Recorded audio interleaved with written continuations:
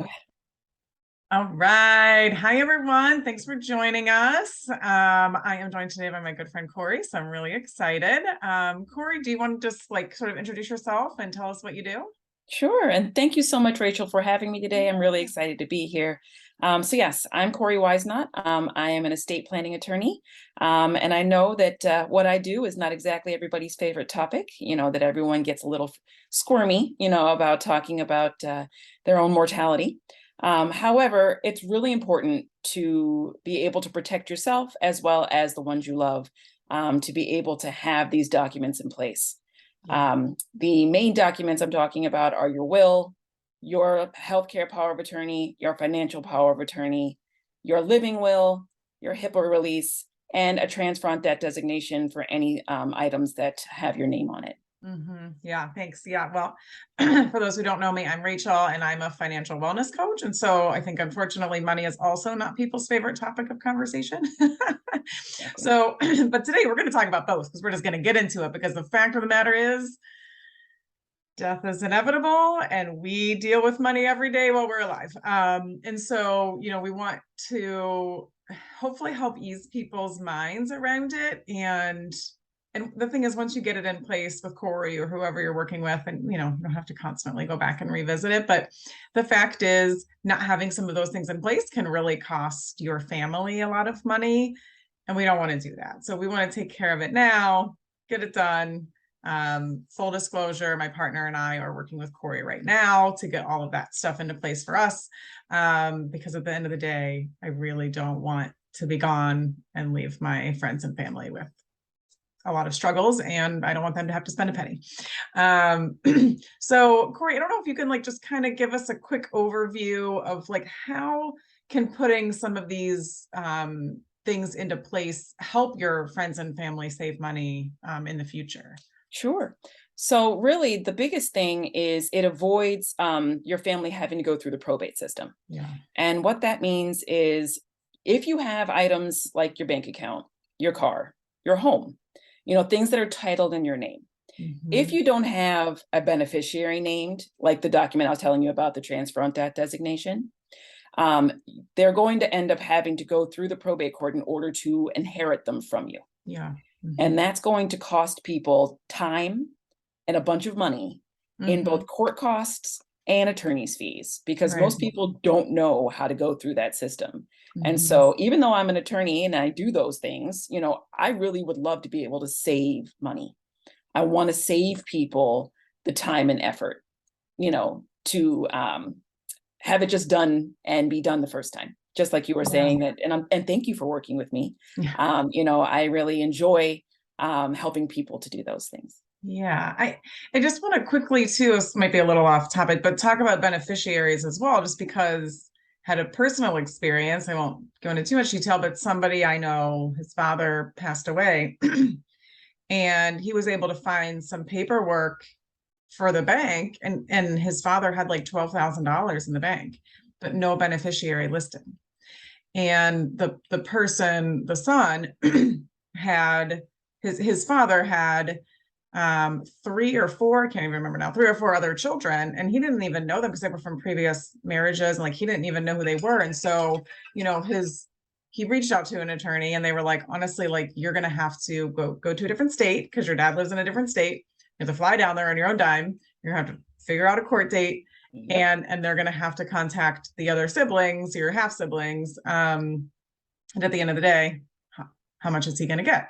So he didn't do anything because he would have probably spent as much money as he would have ended up getting. And then who's keeping that money? That's just something to think about for your future. Yeah. If you have $12,000 in the bank, do you want the bank to just get it at the end of the day? Or do you want your family to be able to access that? And he had no beneficiary listed.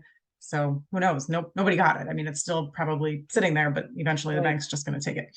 So So how do you go about beneficiaries? And can you just simply put a beneficiary on a car, or do you need to do more for that? right.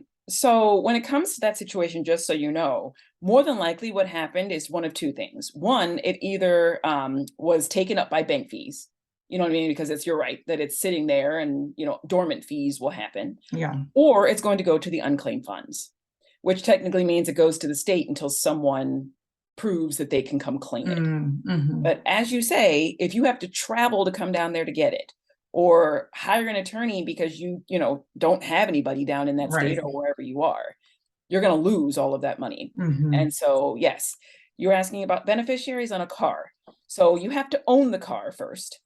Right. It can't be a lease. It can't be, being a loan, or a car note on it. Once you've owned it outright and you have the title, you can go to your local BMV and name a beneficiary that will literally be printed on your car title. Mm-hmm. And What so, happens? yeah. Oh, sorry. Oh no, you're gonna say. Oh, I'm just gonna say. So then, when the inevitable happens, that person can take that title into the BMV with your death certificate and be done. Yeah, No it's just that probate. easy. Yeah. Mhm.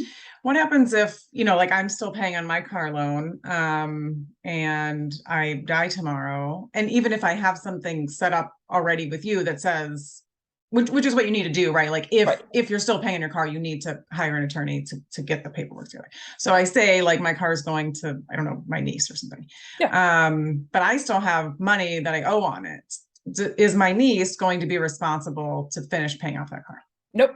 So unless your niece co-signed with you, at the time, she had anybody who doesn't have their name on the title or their name on the loan is not liable for anything. What they would do is they would either go in and see if they can assume the loan, if they actually want the car and they want to continue paying on it. I see. But that's up to the car dealership to make the decision as to whether or not they're going to let them assume that loan, or the car dealership's going to come and repossess it, and that's the end. Even if I've signed something with you, though, that says this person's getting my car. So that person would have the ability to go do it, as in they would end up having to go through the probate court in order to be able to get access to it, as in to be able to transfer the title into their name at the time, once the car is paid off. But even though you've got that, even though you have it in your will and that person is the person who would be designated to do it, until your car is paid off and there's a TOD on that title, you're going to have to go through probate if you want that car. If you don't want anything to do with probate and you don't want the car, then you just let the dealership know and they will come and possess it. Interesting. Wow. So cars are confusing. Okay. Yeah. Okay. Well, then let's get into something less confusing. Hopefully. So like just generally, like having a will, like how can that help, sort of save your family and friends time and money after you pass away? Sure. So a will is actually an instruction to a court. It does not transfer anything. Why it's so important is that it designates who you want to be the person to take care of your affairs after you've passed. And if you have children or pets or other people that you care for, it names the person that you would like to be guardian over those people or those pets, after your passing. It also is a catch-all, which means even if you have all the beneficiaries named and that's all done and settled and the bulk of your estate goes through without probate, there are some things that probate can't, that's some things that you can't put a beneficiary on, like refund checks, if you have your last, income tax, or if you're, a landowner and you've got people renting, rents that come from that land, even though the land itself may not have to go through probate, that rent from those renters can't have a probate, can't have a beneficiary. And so the will is there as a catch-all, so that then that who your beneficiaries are matched with the people who are named in that will. So no matter what, the people who you want to have your things get it. And is a house as complicated as a car is? Is it similar? No, it's because different. the house is something that you get a title to, even out front. I see. You still can put a transfer on debt designation filed with your county recorder, stating that you want this person to have the house. Now, if there's a mortgage still in place, they're going to have to work with the mortgage company to figure out, again, if they're going to let you assume the mortgage. Otherwise, the house is going to end up sold, and the mortgage company takes whatever they are owed, and the person who now owns the house due to the transfer on death takes the proceeds. Yeah. Okay. So it sounds like it makes a lot of sense to make sure you've got that in place, even if you still have a mortgage, because you don't want your house to just be gone and your friends and family not be able to to take it, and whether they live in it or they sell it, at least they're getting something from it. Exactly. Can you just like, and do you know what type of fees there may be? I know this is probably a loaded question, but like, say I have no will, I have nothing in place, my house is nothing, there's no no beneficiaries, and I pass away. Do you have a sense of, like, number one, how long it might take and how much it might cost for, my friends and family to have to go through this to take my house and to figure out what to do with my assets and all that stuff? Yeah, that it's not so much loaded, but more it depends. And I know that's a wonderful answer to everything. So by that mean, it depends on one, how much you have, in assets as to Okay. how long and how much it might cost to do. Okay. If you only have a bank account and there's $500 in it, you could be done in maybe 2 weeks. And If you like, even just like, would that even be worth going to probate for, It totally depends. More than likely not, because you're going to end up having to spend money to open the estate, which means it's anywhere between, it also depends on the county, but anywhere between maybe $100 and $250. And that's only the beginning. You then have to pay, to be able to file the things that come after it, because it's all a process, and it all has to be done in a certain order. So, gosh, it sounds like, if you're an only child and your family and your parents are both gone. Yeah. And you're the only one that can technically get it, right? You're the next of kin. Sounds like there better be a lot of money for you to really go through all of that. So it sounds like it could be a lot of work. And you're talking about hundreds of dollars just at the very, very front. And that's money you have to front, right? Right. Yep. And like, so let's say in the instance of this $12,000 in the bank, let's say the person I knew was an only child and he could get it all. Yeah. And let's say they were even in the same state, so that's irrelevant. Like, do you have a sense of how long it might even take, again, with no beneficiary listed, for him to be able to get that money? Let's say that he lives here in Ohio, because I figured then I can give you a number.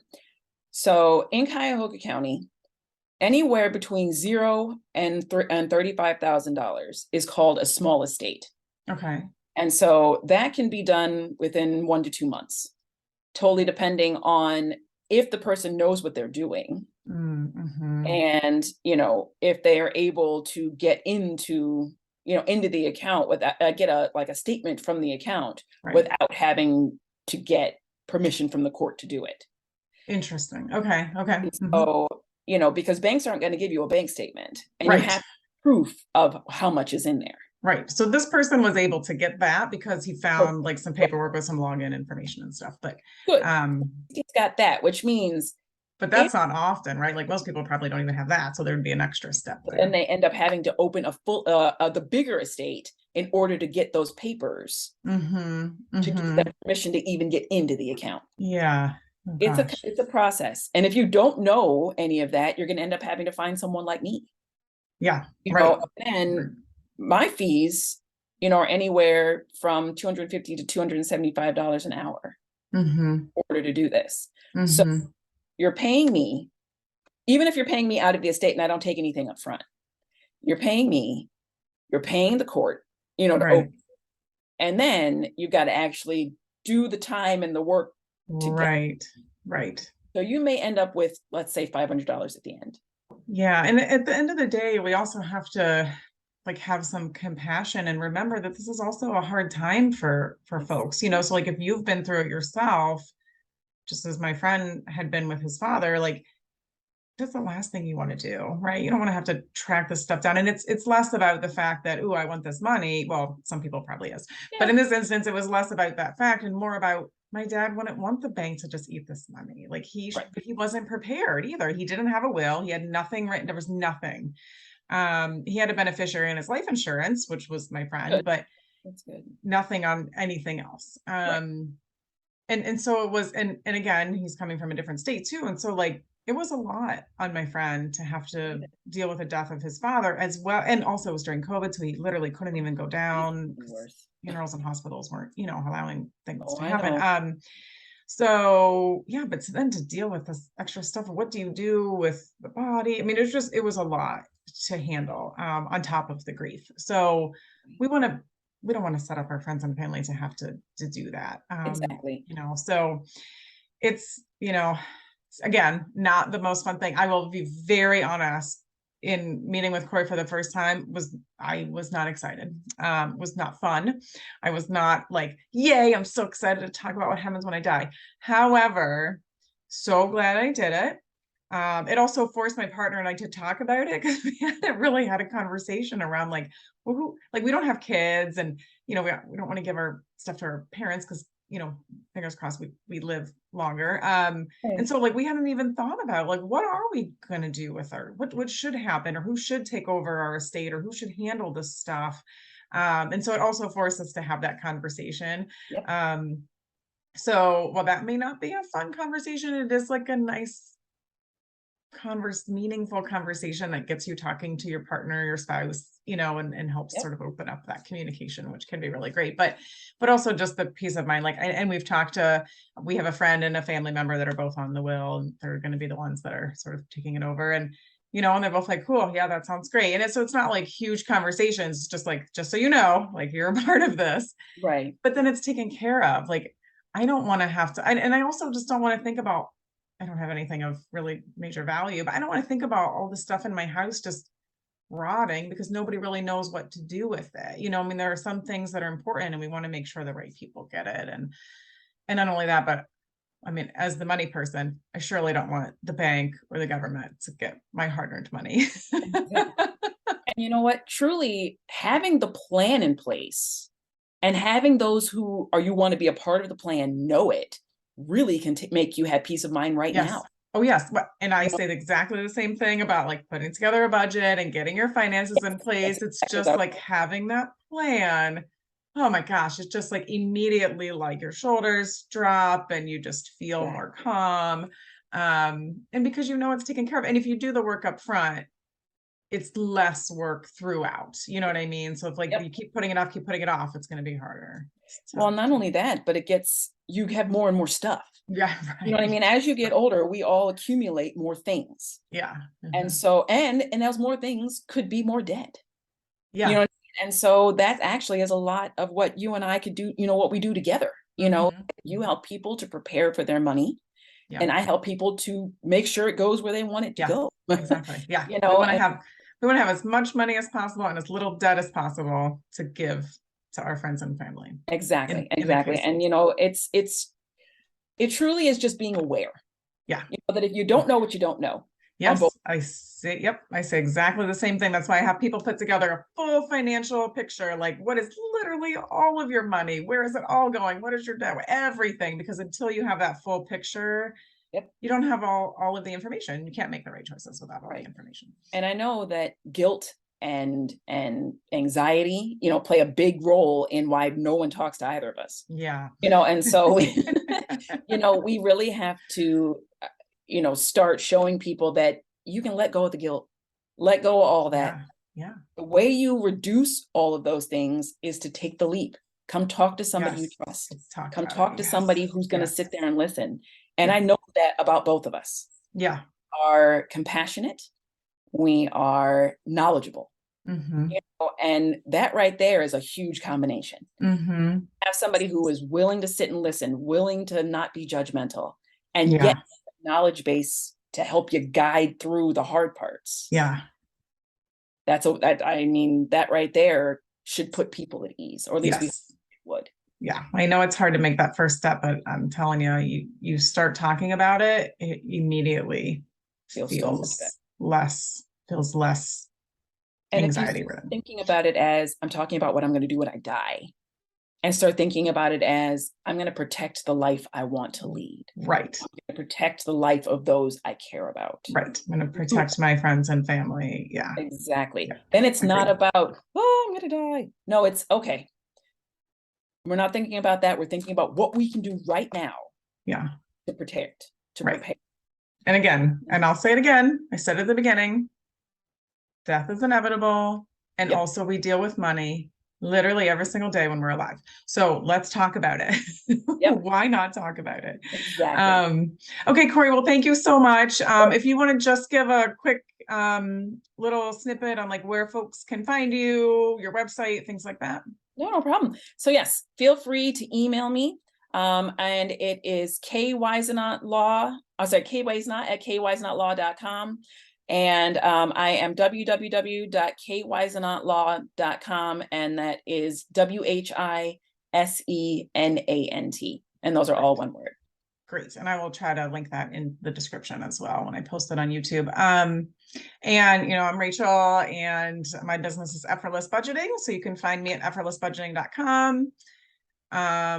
YouTube, obviously, Effortless Budgeting, and then as well as Facebook and Instagram and Effortless Budgeting. And also both of us post on LinkedIn. So, please check us out on LinkedIn as well.